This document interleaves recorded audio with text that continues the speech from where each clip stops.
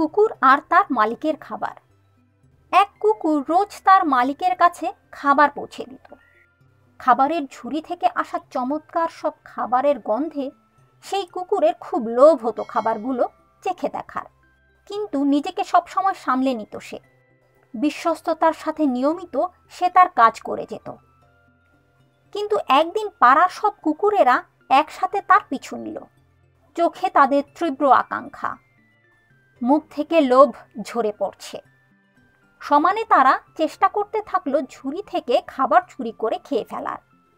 বিশ্বাসী কুকুরটি অনেকক্ষণ তাদের থেকে পালিয়ে পালিয়ে থাকার চেষ্টা করছিল, কিন্তু ধাওয়া করে আসা কুকুরগুলো এক সময় এমনভাবে তাকে ঘিরে ধরল যে সে দাঁড়িয়ে পড়ল। কুকুরগুলোর সাথে তর্ক করে সে তাদের বোঝাতে চাইল যে তারা কাজটা ঠিক করছে না। চোর কুকুরগুলো ঠিক এটাই চাইছিল।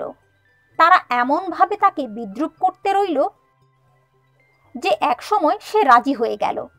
ঠিক আছে, তাই হোক, বলল সে, তবে ভাগাভাগিটা কিন্তু আমি নিজে ঠিক করব।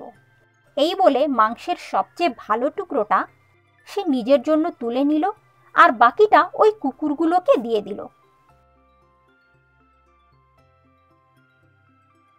লোভের সাথে আলোচনায় বসলে লোভের হাতে পরাস্ত হওয়ার সম্ভাবনাটাই বেশি থাকে।